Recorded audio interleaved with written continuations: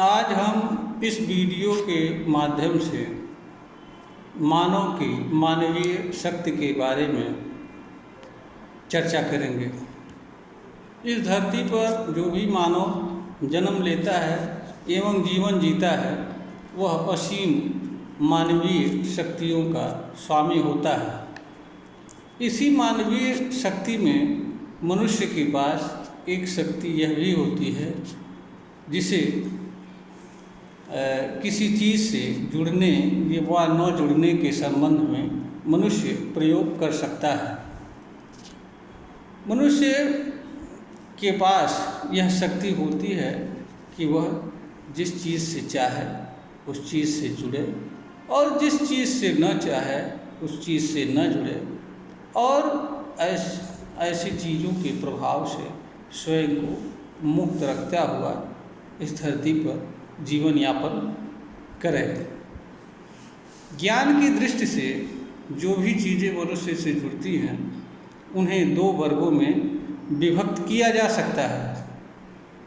एक तरह की वे चीज़ें होती हैं जो मानव की इच्छा के बिना जुड़ती हैं और दूसरी वह चीज़ें होती हैं जो मानव की इच्छा से जुड़ती हैं, यानी जिनसे मनुष्य स्वतः जुड़ना चाहता है।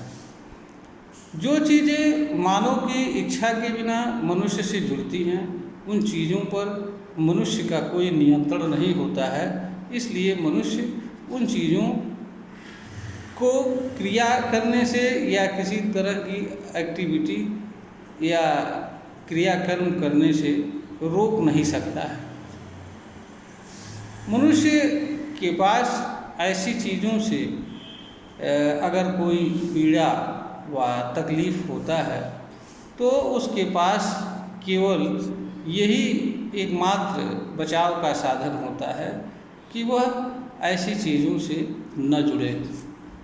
जहाँ तक जुड़ने की बात है, मनुष्य दो रूपों में जुड़ता है।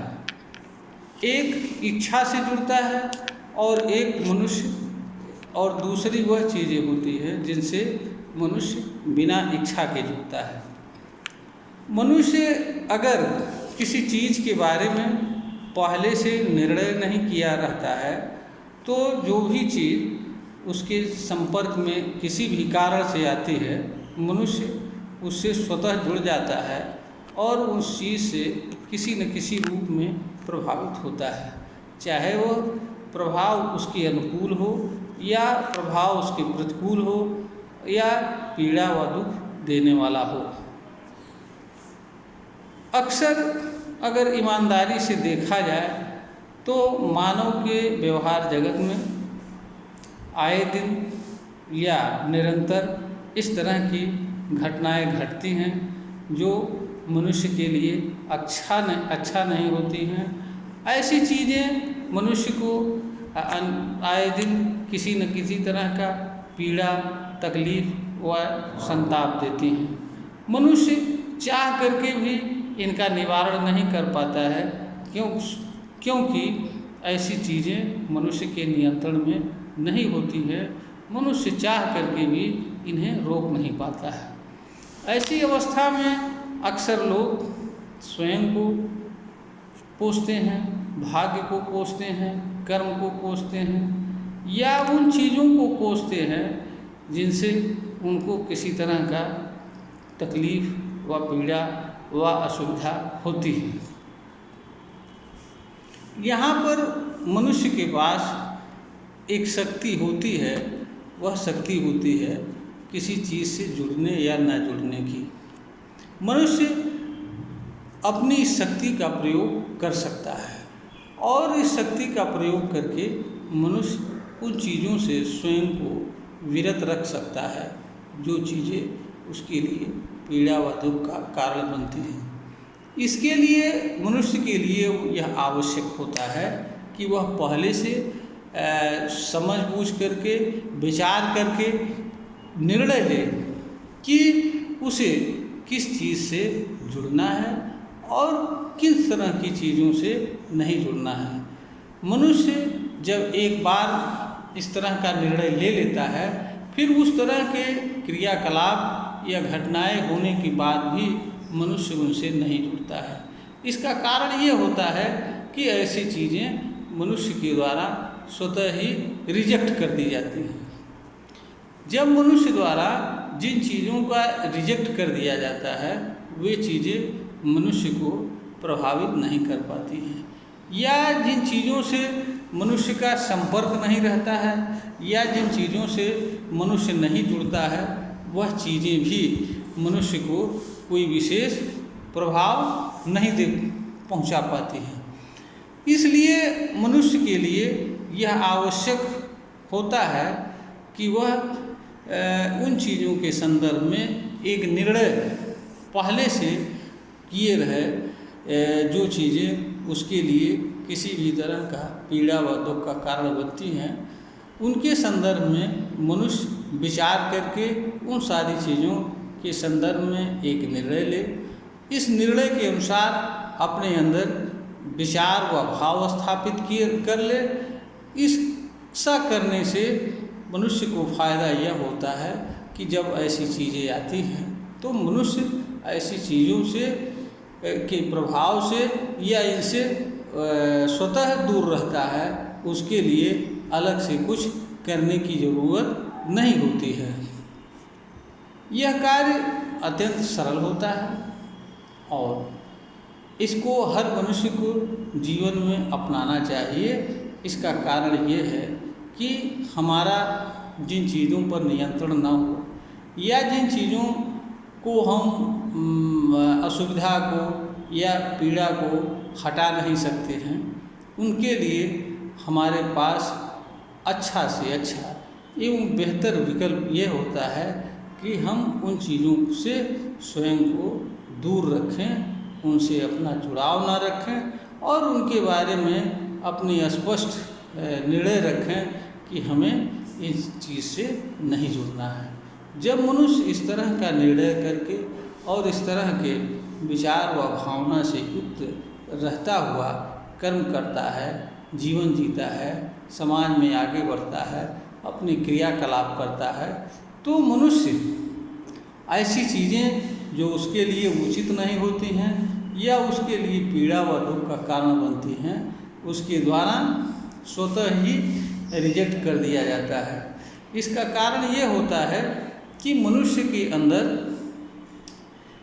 जो मन होता है उसमें विचार एवं भाव जिस तरह के भरे रहते हैं उसी तरह से वो प्रतिक्रिया व्यक्त करता है। अगर उनके अनुकूल बाहर से कोई चीज़ आती है तो उसे वो एक्सेप्ट करते हैं, और जो चीज़ें ऐसी होती है कि जिनके संबंध में मनुष्य का निर्णय उनके खिलाफ होता है, अर्थ यह कि जिनके बारे में मनुष्य का यह निर्णय होता है कि उन्हें स्वीकार नहीं करना है या उनसे नहीं जुड़ना है, तो उन चीज़ों को मनुष्य का मन सीधे नकार देता है और वो उस चीज़ों में मनुष्य का मन नहीं जुड़ता है। इस तरह की चीज़ें प्रभाव नहीं डाल पाती हैं। आप इसको ऐसे भी समझ सकते हैं कि जैसे अगर कोई व्यक्ति आपको इंगित करके अपशब्द कह रहा होता है तो दूसरी अवस्था होती है, और जब कोई व्यक्ति आपको इंगित ना करके कोई अपशब्द कह रहा होता है तो दूसरी अवस्था होती है। कर्म एक ही किया जा रहा है लेकिन कर्म का प्रभाव अलग अलग रूप में आ रहा है। इसका कारण क्यों है? इसका कारण क्या है कि एक से आप जुड़ते हैं और दूसरे से आप नहीं जुड़ते हैं, तो जिस चीज़ से आप जुड़ते हैं उसका सीधा प्रभाव आप पर पड़ता है, और जिस चीज़ से आप नहीं जुड़ते हैं उस चीज़ का सीधा प्रभाव नहीं पड़ता है। यानी कि जब कोई अपशब्द आपको इंगित करके नहीं कहा जाता है तो आप उससे नहीं जुड़ते हैं, क्योंकि वो आपको नहीं कहा जा रहा होता है। और ऐसे अपशब्द को के बकने वाले के प्रति अक्सर आपके भीतर ये विचार आता है कि ये अनर्गल बात कर रहा है, अनावश्यक बात कर रहा है, ये ऐसा पागलपन में कर रहा है, बेवकूफ़ी में कर रहा है। आपके भीतर क्रोध नहीं आता है, उसको मारने की इच्छा नहीं जागृत होती है। लेकिन जब वह आपको इंगित करके कोई अपशब्द कहता है तो फिर आपके अंदर तुरंत क्रोध आ जाता है और उसको मारने के लिए तत्पर हो जाते हैं, क्योंकि आप इस तरह के जो अपशब्द आपको इंगित करके कहे जा रहे होते हैं उनसे आप जुड़ जाते हैं और जुड़ने के परिणाम स्वरूप उसके प्रतिक्रिया स्वरूप विचार और भाव तत्काल बन जाते हैं और इस तरह से बने हुए विचार और भाव के क्रम में आप कर्म करने के लिए उद्यत हो उठते हैं। तो जब मनुष्य के लिए इसलिए यह आवश्यक होता है कि जो चीज़ें उसके नियंत्रण में ना हो, जो चीज़ें उसकी क्षमता से परे हो या जिन चीज़ों पर वह किसी भी रूप से नियंत्रण नहीं कर सकता है, अगर वो चीज़ें मनुष्य के लिए पीड़ा व कष्ट का कारक बनती हैं तो मनुष्य के लिए उचित और बेहतर विकल्प यह होता है कि मनुष्य ऐसी चीज़ों के संदर्भ में निर्णय कर रखे कि उसे ऐसी चीज़ों से नहीं जुड़ना है और इस तरह का अपने भीतर विचार और भाव से युक्त रहता हुआ जीवन जिए। और जब भी इस तरह की घटनाएं घटे तो मनुष्य इनको इग्नोर करते हुए आगे बढ़ जाए। यह मनुष्य के लिए समझदारी है, अच्छाई है, क्योंकि हम जिस चीज़ पर हमारा नियंत्रण ना हो और उस चीज़ से के जुड़ने से हमें तकलीफ़ हो तो समझदारी या बुद्धिमत्ता यह नहीं कहती है कि आप ऐसी चीज़ से जुड़ें। समझदारी, ज्ञान एवं बुद्धिमत्ता यही कहती है कि आप ऐसी चीज़ों से दूर रहिए, ऐसी चीज़ों से स्वयं को विरक्त रखिए, क्योंकि यह जीवन मिला हुआ है कष्टप्रद या दुखमय जीवन जीने के लिए नहीं मिला हुआ है। जीवन मिला हुआ है सुखद जीवन जीने के लिए मिला हुआ है। इसलिए मनुष्य के लिए यह जरूरी होता है कि वह अधिकतम समय जहाँ तक हो सके बेहतर से बेहतर जीवन, सुखद जीवन जीने का प्रयास करे और उन चीज़ों से स्वयं को दूर रखे, उनसे न जुड़े जो चीज़ें उसके लिए किसी भी कारण से पीड़ा व दुख अथवा कष्ट का कारक होते हैं। यही मानव के लिए समझदारी है, बुद्धिमत्ता है, क्योंकि कोई मानव अपने ही अज्ञान से या अज्ञानजन्य कर्म से पीड़ा व दुख सहन करे, यह उचित नहीं हो सकता है। मनुष्य स्वयं अपना हाथ कीचड़ में डाले, हाथ को गंदा करे, यह उचित नहीं होता है।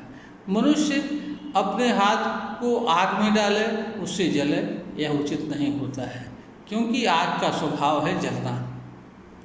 मनुष्य का कार्य है उससे बचाव करना। मनुष्य का कार्य आग में हाथ डाल करके जलना नहीं है, क्योंकि मनुष्य चेतनशील प्राणी है। इसी तरह से आंधी का अपना कार्य है, आंधी आती है और चली जाती है, लेकिन मनुष्य के लिए उस पीरियड में बचाव करना मनुष्य का फर्ज होता है, क्योंकि मनुष्य बचाव करके और सुरक्षित जीवन जीने के लिए ही जीवन मिला हुआ है। जीवन को अनावश्यक पीड़ा में डालने, दुख में डालने के लिए मनुष्य को जीवन नहीं मिला हुआ है। इसलिए हर मनुष्य के लिए यह आवश्यक है कि जो भी चीज़ें उसके लिए पीड़ा व दुख का कारण बनती हों और उन चीज़ों पर मनुष्य का किसी भी तरह का नियंत्रण न हो, तो ऐसी चीज़ों के को कोसना या स्वयं को कोसना एवं दोषी ठहराना, अपने भाग्य व कर्म को दोषी ठहराना उचित नहीं है, बल्कि अपने भीतर मानवीय शक्ति के उस रूप का उपयोग करना है जिसके द्वारा वह किसी चीज़ से जुड़ सकता है और किसी चीज़ से नहीं जुड़ सकता है, या किसी चीज़ से जुड़े बिना उससे विरक्त रह सकता है। तो मानव को जो भी शक्तियाँ प्राप्त हैं उनके सम्यक उपयोग के लिए प्राप्त हैं। अगर मनुष्य उनका सम्यक उपयोग नहीं करता है और उनके अनुपयोग के कारण पीड़ा व दुख सहन करता है तो यह भी मानव का अज्ञान है, और अज्ञान हमेशा मनुष्य के लिए पीड़ा व दुख का ही कारण बनता है। इसलिए मनुष्य के लिए आवश्यक होता है कि वह हर समय हर क्षण सजग रहे, सतर्क रहे और उन चीज़ों को जानने की कोशिश करे जिन चीज़ों से उसे किसी भी तरह का पीड़ा व दुख या तकलीफ हो, और तथा उनसे दूर कैसे रहा जा सकता है यह जानने का भी प्रयास हर मनुष्य के लिए उचित होता है। जो मनुष्य ऐसा करता है और ऐसा करता हुआ जीवन जीता है, वास्तव में वही मनुष्य कहलाने का अधिकारी होता है। यह वीडियो ज्ञानवर्धन है प्रेषित की जा रही है। श्रोता को अगर प्रतीत होता है कि यह प्रश्नगत विषय पर ज्ञानवर्धन के योग्य है, इसे लाइक करें, शेयर करें, सब्सक्राइब करें।